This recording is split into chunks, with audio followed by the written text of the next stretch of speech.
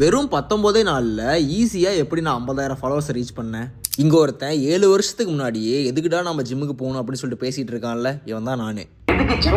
அப்பயே ஜீரோ ஃபால்ட்னு ஒரு YouTube channel ஆரம்பிச்சு ஃபுட் ரிவ்யூ பண்ணியிருக்கிறோம், மூவி ரிவ்யூ பண்ணியிருக்கிறோம், காலேஜில் எங்கள் பாய்ஸை வச்சு ஷார்ட் ஃபிலிம் எடுத்திருக்கோம், ஜிம்ல யூஸ் பண்ணுற சப்ளிமெண்ட்ஸ் பற்றி இன்டெப்த்தாக அப்பயே நான் பேசியிருக்கேன். இருக்கிற எல்லா விதமான கிராஷ் டயட்டையும் ட்ரை பண்ணிட்டு வீடியோ போட்டிருக்கேன். Vlog, franc, mystery topics, social issues இப்படின்னு சொல்லிட்டு ப்ராப்பரான ஒரு நீஷ் இல்லாமல் எல்லாமே கலந்து அப்பயே பிளான் பண்ணி போட்டிருக்கேன். ஜிம் பொறுத்த வரைக்குமே எடுத்தவனெல்லாம் ஃபிட்டாக இல்லாமல் ஸ்கூல் படிக்கும் போதே ரொம்ப குண்டா இருந்து நிறைய பேர் புள்ளி பண்ணி 9th ஸ்டாண்டர்ட்லேயே ஜிம்முக்கு போயிட்டு வெயிட்டை குறைச்சேன்.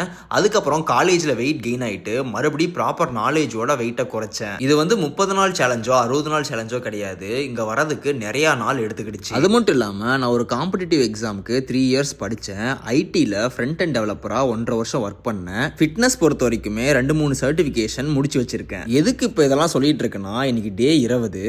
ஒரு சிலர் சொல்லுவாங்க, என்ன ப்ரோ ஷார்ட் டேர்ம்லேயே ரீச் ஆயிடுச்சு, என்னடா சமைச்சு வீடியோ போட்டுட்டு இருக்க, எந்த வேலையும் இல்லைனா இப்படி தான் பண்ண தோணும், காசு இருந்துச்சுன்னா இப்படி தான் பண்ண தோணும் அப்படின்னு சொல்லிட்டு சொல்கிறவங்க சொல்லிட்டு தான் இருப்பாங்க. இதுக்கு முன்னாடியும் அதை நான் கண்டுக்கிட்டது கிடையாது, இதுக்கு அப்புறமும் அதை கண்டுக்க போகிறது கிடையாது. நம்மளை பொறுத்த வரைக்கும் எத்திக்கலாக, மாரலாக, வேல்யூ பேஸ்டாக அடுத்தவனை தொந்தரவு பண்ணாமல் நம்மளுக்கு பிடிச்ச விஷயத்தை செஞ்சுட்டு போயிட்டே இருக்கணும். கன்சிஸ்டண்டாக இருங்கடா பாய்ஸ் அண்ட் கேர்ள்ஸ். டே 21 பார்ப்போம். டாட்டா.